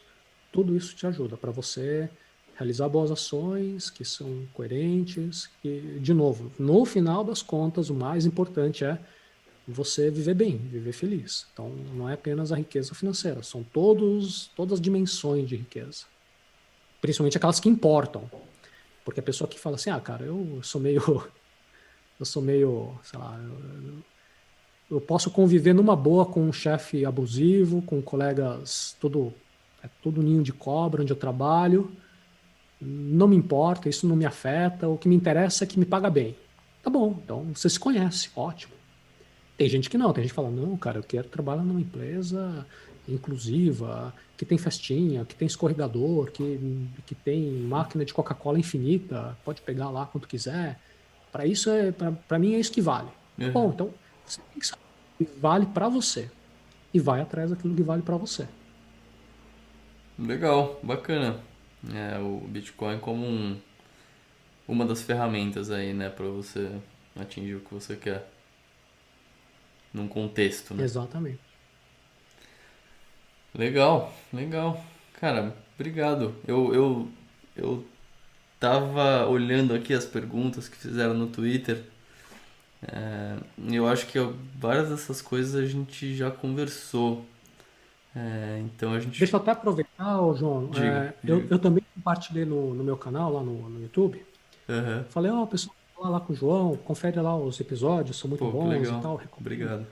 Vieram perguntas, pessoal, todo mundo que escreveu, eu li as perguntas, eu tentei de uma certa maneira dar uma encaixada aqui nos papos, mas tem algumas aí que se eu for ler, só de eu ler a pergunta já vai terminar o episódio aqui. Boa, legal. As que eu não respondi diretamente aqui na conversa, eu gravo depois, no futuro, mais vídeos da série do Dinheiro Arata e eu vou respondendo, tá? Boa. Mas se você quiser escolher alguma específica pra trazer, fica à vontade também. Olha, eu queria ter também a tua participação, tua opinião aqui, ó, João. Teve um que me chamou a atenção e falou assim: vi um fundamentalista falando que o Bitcoin vai ficar obsoleto no futuro por conta das altcoins. Assim como o videocassete, máquina fotográfica de filme e por aí vai. Gostaria de saber a opinião de vocês sobre, por isso que eu tô Bom, te chamando aqui. O que que você acha? Você fez um vídeo da série dedicado só a isso, né? Que ficou até mais longo que os outros. Sim. Não, E, mas e aí, enfim. você acha o quê? Eu acho que, assim, o- a gente quando compara o Bitcoin com uma tecnologia, por exemplo, o videocassete, eu acho que a gente acaba dando um foco ao. Puta, o videocassete, a inovação é tornar o conteúdo audiovisual móvel, né? Fácil. Fácil de todo mundo ter em casa um cinema ou algo desse tipo. O, o- Mas no Bitcoin, você vai fazer essa comparação com o videocassete, você vai falar, ah não, então a inovação do Bitcoin é eu poder transacionar um token na internet. Mas eu acho que isso é um erro. Eu acho que a verdadeira inovação do Bitcoin é uma rede que ninguém controla, uma rede descentralizada. E as garantias que essa descentralização me dá. E aí sim eu tenho um token que eu posso transacionar na internet. Então eu acho que essa comparação é equivocada por isso, porque perde o verdadeiro sentido da inovação do Bitcoin, que é essa rede viva, que é independente, ela tem uma vida independente de qualquer órgão centralizador, qualquer instituição. E aí acaba que, beleza, se eu olhar realmente por esse foco do videocassete, eu posso até achar que o Bitcoin uma hora vai ser ultrapassado por uma tecnologia mais inovadora, pelo DVD. Mas a hora que eu vejo que a inovação do Bitcoin é na verdade a descentralização, aí começa a ficar um pouco mais difícil imaginar o que é o DVD, né? Mas enfim, quero ouvir o vídeo de você também. O que você acha? Como você responderia essa pergunta? É, concordo. A versão curta que eu daria para essa pergunta não é uma boa analogia comparar Bitcoin com inovações de produtos, como ele está fazendo. Então, quando você pensa em produtos, você pensa naturalmente lá no videocassete, depois nos primeiros filmadoras digitais, e hoje em dia é o smartphone, né? Talvez em breve não será mais smartphone, será um outro tipo de wearable, pode ser um smart glass, depois vai ser um chip e depois vai ser, sei lá, uma outra coisa. Então, se você compara Bitcoin com inovação de produto, você está fazendo uma analogia muito perigosa. e pode te levar para uma conclusão errada. Tem gente, que não é o caso desse amigo que compartilhou essa pergunta para nós, que compara Bitcoin com software ou com serviços. Então, quem compara com software diz, puxa, mas antes tinha, sei lá, tinha o DOS, depois a IBM fez o OS deles. Aí tem também, em paralelo a isso, Windows. Então as coisas vão evoluindo. Ou então tem várias versões, né? Windows, qual que é o último modelo. Ou você pode falar, poxa, antigamente você tinha o Friendster, depois você teve MySpace, depois você teve finalmente o Facebook, e aí vai surgir uma outra coisa. Então, todos esses são tipos de analogia que você faz, é natural. Uma pessoa que está diante do Bitcoin fala assim, tá, ok, você está me falando de uma coisa que é inovadora. Mas a minha experiência de vida, eu já vi muita coisa que já foi apresentada para mim como inovadora e ficou para trás. Então, se eu colocar meu dinheiro no Bitcoin agora, o que me garante que daqui a alguns anos todo mundo não vai vender o Bitcoin deles e vão ter o triple coin, sei lá, uma outra coisa nova que não foi inventada ainda. Sim. É. Então, aqui que eu gosto muito de um relatório financeiro que eu compartilhei lá no vídeo do episódio 15, da Fidelity, falando Bitcoin First. Eles comparam a invenção do Bitcoin com a invenção da roda. Eu acho que talvez até uma outra analogia até melhor é comparar o Bitcoin com a descoberta do fogo. Quer dizer, o conceito de Bitcoin, a ideia por trás do Bitcoin, é uma ideia que realmente é essa a descoberta que foi. Eu preciso elaborar um pouco mais como explicar isso. Mas basicamente, não haveria como você reinventar a roda ou você redescobrir o fogo. Qualquer coisa que você faça com os princípios semelhantes vai ser uma cópia mal feita do Bitcoin.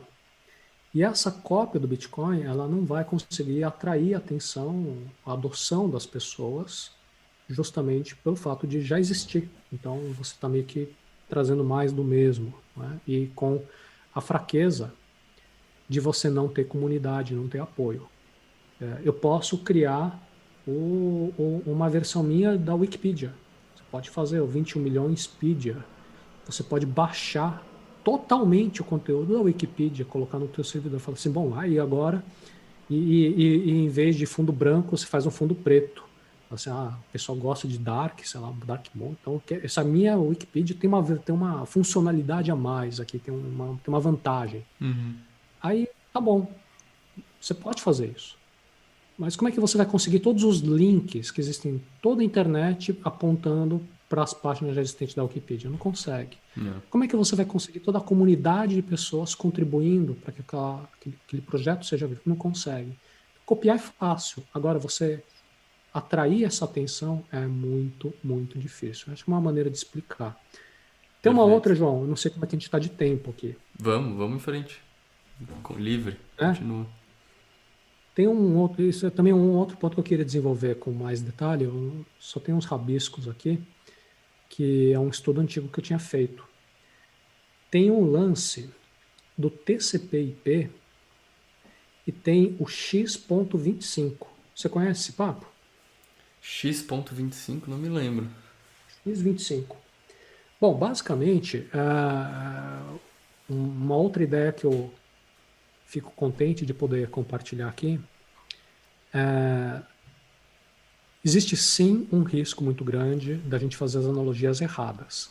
Então, fazer a analogia do Bitcoin com o videocassete, ou do Bitcoin com Orkut, ou Bitcoin com Windows, o DOS, são analogias que te ajudam a entender um pouco, te dá uma sensação de que você está dominando o assunto, mas que no final das contas a sua conclusão tem a tendência de te causar mais mal do que bem. Então, dito isso, fazer uma, eu vou tentar uma analogia, então a gente tem que fazer o esforço cognitivo de entender que, sendo uma analogia, ela tem limitações. Na história da internet, você tem, de um lado, de uma maneira muito simplificada, você tem um lado dos cientistas da computação e do outro lado você tem engenheiros de telecomunicação. Basicamente, os engenheiros de telecomunicação foram os que sempre dominaram as regras do jogo. Então, o pessoal da AT&T, Bell, teve um poder tão grande que teve que ser desmembrada em empresas menores, né? E ali que estava a grana, ali que estava o poder, ali que estava a conexão com o governo e os cabos, tudo era engenharia de telecomunicação. O apelido que essa turma recebe são os Bell Heads. Bell por causa da empresa e Head, os cabeças Bell. E do outro lado da batalha você tem os Netheads, que são os jovens programadores, cientistas da computação. Só que a diferença é que naquela época o poder computacional era muito baixo. E a turma das ciências da computação pensava, não, vamos criar aqui uma rede, protocolos assim, assado, e isso vai ajudar a transmitir dados, etc. Já o pessoal da engenharia de telecomunicação, que era o poder dominante, falava, não, os caras estão viajando, isso não vai dar certo. Tem que ser coisas centralizadas, supervisionadas, a gente que sabe o que é a coisa certa. Já o pessoal da ciência da computação era um pessoal malucão, que queria falar, não, tem que ser distribuído, ponta a ponta, ninguém intervém, deixa as coisas circularem e bem inovador. No final das contas, teve uma batalha forte por controle, até mesmo controle regulatório. No campo internacional tem a ITU, International Telecommunications Union, a União Internacional, UIT, né? A União Internacional de Telecomunicações, em que você tinha toda uma força muito empurrando mais uma solução que seria um pouco mais centralizada, que seria esse X25. Você organizaria entendi. assim, Então você está falando de da uma maneira batalha muito de diferente. protocolos no Exato. começo da vida da Então internet. vale a pena. Quem gosta, isso aqui não é para o cara que é o cara que tem um emprego, o dentista hipotético do nosso exemplo, uma pessoa que não está envolvida com isso. Então não faz sentido. Mas para quem gosta, para quem está até mesmo criando conteúdo, para quem está bem bitcoinheiro mesmo, eu acho que é muito, muito interessante fazer um apanhado aí de coisas de histórico da própria internet e ver como a própria internet ela foi se modificando ao longo do tempo. Tem esse papo da ARPANET, esse inicialmente um projeto militar, você não tinha a ideia, aí tem todo um trabalho para você trazer os nomes de domínio, que também foram muito importantes para a popularização. Aí você tem todo o controle em cima dos nomes de domínio, tem a ICANN, e a própria ICANN também teve várias controvérsias, maneiras de você internacionalizar a governança. Então, a maneira como a gente pode entender essa pergunta dele é, pensa no TCP/IP, que é um protocolo já de muitas e muitas décadas, que ele continua funcionando e por muitas vezes várias pessoas brilhantes começaram a desenvolver next generation networks, novas soluções, novos protocolos, falando assim, não, ok, entendi. Internet serve para web page e para e-mail. Agora, se a gente quiser fazer tráfego de voz, de dados que exigem mais, a internet não vai dar certo. Várias e várias pessoas ao longo da história falaram isso, e estamos aqui agora fazendo essa ligação, e tem gente que faz aí, transmite para milhões de pessoas. Não. Então, realmente, você apostar contra um protocolo que é bem feito é uma tarefa um pouco. Talvez você não esteja com tudo a seu favor. Então, acho que Perfeito. esse cuidado todo que a comunidade de desenvolvedores do Bitcoin tem em manter uma engenharia muito bem feita, de entender camadas, de entender segurança, de saber colocar as coisas na ordem certa e de mover com cuidado, porque a gente está lidando com o dinheiro das pessoas, principalmente. É uma escolha muito bem feita, na minha opinião. Posso estar errado, mas dentro do meu entendimento, eu acho que não faz muito sentido fazer esse tipo de analogia com produtos, com serviços, com software.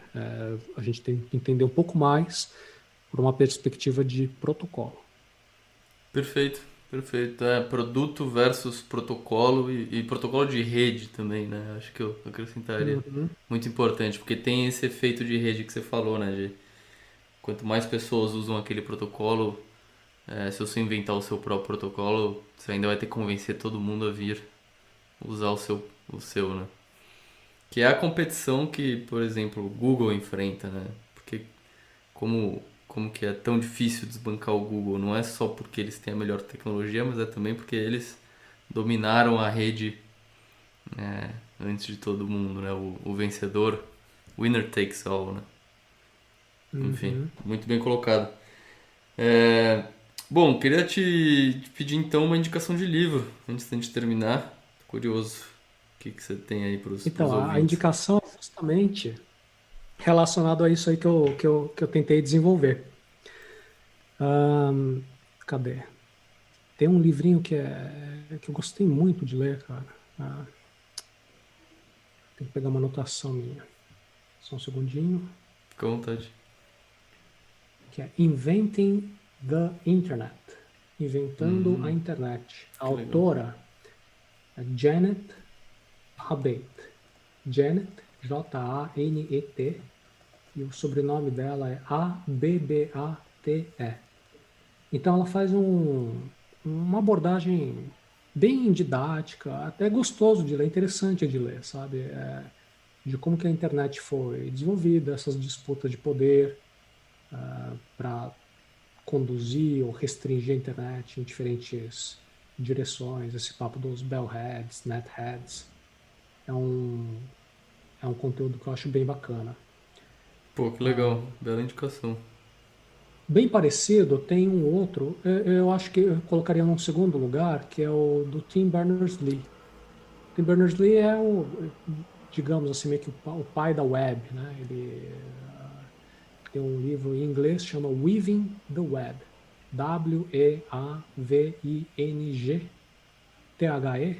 Weaving-The-Web. Weaving the Web. Eu pessoalmente gostei mais do Inventing the Internet. Eu acho que ele tem mais a ver, talvez o bitcoinheiro vai se identificar um pouquinho mais com esse primeiro. Pô, que bacana. Muito interessante. Eu joguei aqui na Amazon é, o Inventing the Web. E aí apareceu aqui, frequentemente comprados juntos, né? Que são outras sugestões que eles dão para livros do mesmo tema. E aí apareceu um outro que eu li há uns 2, 3 anos atrás, que chama Where Wizards Stay Up Late: The Origins of the Uhum, Internet. sim, sim, sim. Todos esses livros da mesma época. Esse livro eu lembro de ter gostado muito. É basicamente a história das pessoas também que estavam no começo da internet, ali no final dos anos 60, começo dos anos 70. E a contribuição dessa galera, desse pessoal americano, né? Mas acho que deve ter mais gente ao redor do mundo Para quem aí. gosta dessas coisas, só vou jogar uns nomes aqui, daí quem quiser procura os papers, procura os livros. Tem, por exemplo, vou falar um pouquinho aqui. Tem, por exemplo, o Benkler. O primeiro nome dele é um pouco difícil. É Yochai. Yochai, eu acho. Benkler. Benkler. O, Legal. o Renatão vai gostar de um que é um paper que ele escreveu, chama Coase's Penguin. Então, ele faz uma referência ao teorema de Coase, or Linux and the Nature of the Firm. Então, da mesma maneira que existe bastante conteúdo, é uma bibliografia bem rica que existe, além da Janet Abbott, Uhum. tem muita gente que escreve sobre o desenvolvimento da internet, o histórico da internet. Então você vai encontrar bastante coisa. Esse é um campo que eu recomendo fortemente para quem tiver com Pô, que tempo e puder incrível. pesquisar. Um Incrível, outro anotei o campo que é nome muito desse rico, cara aí. Fala. o Narcélio também falou bastante, o histórico do software livre, o histórico do Linux, as batalhas que o Linux enfrentou. E o Benkler, ele é um dos caras que tem conteúdo bem bacana, falando um pouquinho mais de Linux, de inovação, controle. É um autor bem bacana. Pô, que legal. Ótimas recomendações. Ah, Muito peraí, peraí, obrigado. tem mais. Tem o Ah, Lawrence Lessig, tem esse mais, que eu te desculpa. falei. Fala. Dá uma relevada no fato, o Lessig recentemente ele entrou para a política, ele foi candidato à presidência. Com relação a isso, eu acompanhei zero, não tenho a menor ideia do que o Lessig tem feito, mas na década de 90, no começo dos anos 2000, o Lawrence Lessig tem muita coisa boa sobre regulação de tecnologia, regulação de inovação. No final dos anos 2000, ele começou a ir um pouco mais para a área de Creative Commons, de direitos autorais. Tá. Então, essa fase dele de estudo de direitos autorais, eu acho que ele é um pouco menos interessante, apesar de existir muito esse debate de que a tecnologia permite um controle maior sobre o conteúdo, e por causa desse controle maior que os produtores de conteúdo, as grandes empresas, Hollywood possuem, é necessário revisitar os próprios direitos, como estão entendidos, porque esse poder de controle maior faz um desequilíbrio de poder. Então, por essa perspectiva é interessante, mas antes disso, o Lessig ele tem bastante conteúdo de Code is Law, Tá. regulação, a constituição do ciberespaço, governança, tem muito conteúdo muito bom. Tem mais Interessante. alguns caras. E o último cara que eu vou falar. Não, vou falar mais um. O Jonathan Zittrain. Jonathan Zittrain. Também, tanto o Lessig, o Jonathan Zittrain, todos esses caras, eles participaram muito. Eu fiz uns estudos lá com eles, que é o Berkman Center for Society and Internet. É um centro da Harvard que oferecia vários treinamentos, vários online abertos. Eu fiz alguns com eles. Eles davam essa perspectiva que algumas vezes tocava também em Law and Economics, direito e economia. É um campo também bem importante, bem interessante para ser estudado. Aí o último, esse aqui é clássico, que é do Howard, Howard, Rheingold, Rheingold, Howard Rheingold. Eu tenho um exemplar dele em português, então esse aqui eu falei tudo em inglês aqui, não é de frescura, né? Que eu só li a versão em inglês, mas o do Howard Rheingold, Aham. eu li em português. Ele tem um livrinho que chama A Comunidade Virtual, muito bacana. Ele fala desde o tempo da Well, que é um negócio antes da internet, tipo um fórum que os caras tinham, e se comunicavam, e foram surgindo comunidades, muito parecido com. Você vai se identificar totalmente com o que você vê hoje na comunidade bitcoinheira. Todo mundo meio que conhece todo mundo, você tem um certo mapeamento. Acho que se você está lendo o Twitter, se você está lendo o Discord, você tem uma noção, esse cara aqui é meio shitcoinheiro, esse cara aqui é meio radical, esse cara aqui é meio malucão, esse cara aqui é um cara mais tranquilo. Então você consegue meio que acompanhar um pouco qual que é a postura de cada pessoa, Sei. você se identifica mais com o outro. E conforme as comunidades elas vão envelhecendo, vão amadurecendo, vão entrando pessoas novas, algumas pessoas mais originais, as pessoas mudam, né? Elas vão mudando de posicionamento. Sim. Então, aí a comunidade algumas vezes fala assim, pô, interessante, o cara começou a ver tal coisa, a falar de tal coisa. Ou tem alguns mais radicais a falar, pô, o cara se vendeu, o cara tá trocando de... Né? Isso tudo já Aham, aham, acontece hoje. aham. Sim. Então, eu acho que é muito interessante também. principalmente para quem tem meio que esse espírito meio, meio paternalista, não sei se é a palavra correta, mas do tipo, poxa, a comunidade não pode fazer isso, Sei, sei. devemos proteger tal coisa e tal. Então, eu acho que é um livrinho bem bacana que traz aí uns insights para quem é um bom leitor. Porra, bacana. Pediu uma referência, veio um lote. Eu espero. Eu vim preparado aqui, eu falei, es- ô, João, pede aí os livrinhos, deixa eu escolher uns diferentes aí que talvez tragam Sim. Espero que os ouvintes uma coisa diferente. aproveitem aí, tenho certeza que vão aproveitar. Eu já coloquei uns dois aqui na minha listinha. Vamos ver se eu Pô, consigo. tem mais um, tem mais Fala, um. manda, manda. Agora, qual que é o autor? Me ajuda a procurar aí, chama Emergence, Emergência. Você tá com o Amazon aberto Tô, aí? tô. É meio antigo, sabe? Tudo isso que eu tô te falando é que eu te falei. Vão passando as décadas, eu vou trocando um pouquinho de tema que eu me aprofundo. Então, Cê, esse aqui é um tema que eu fundei umas 2 décadas atrás. Qual que é? É quase certeza, é o Steven Johnson. Ele fala assim, olha, Emergence. Aqui, ó.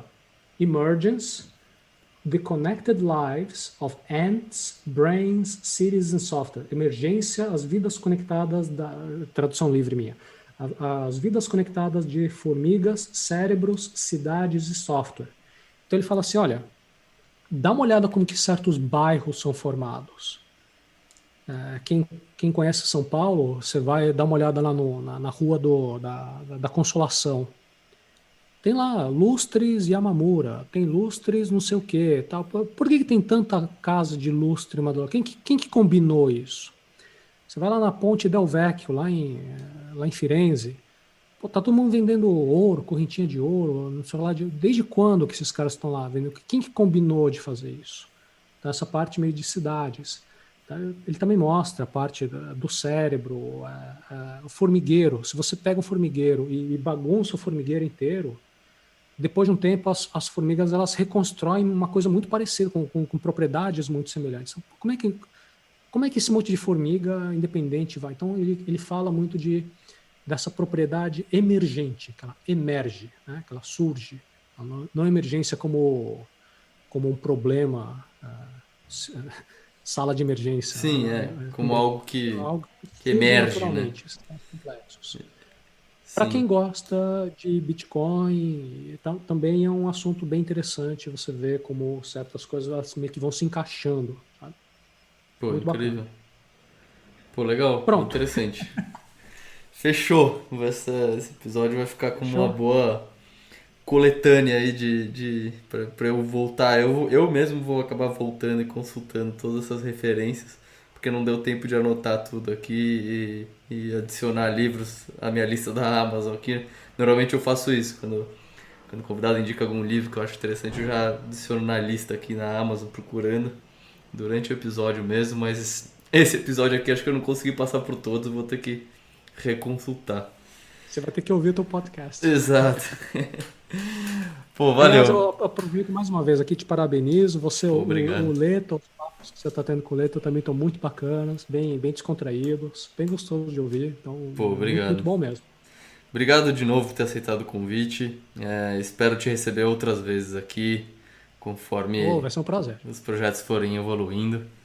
E é isso. Obrigado, Arata. Obrigado mesmo, foi uma honra e até a próxima.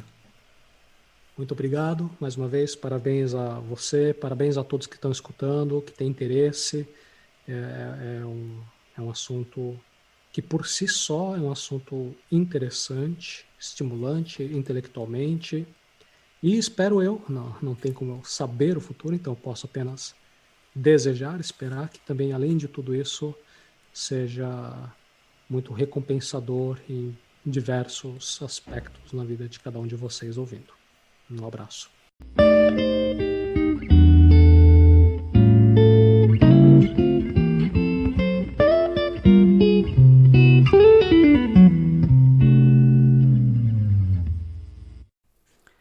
Esse podcast é patrocinado pela Rispar.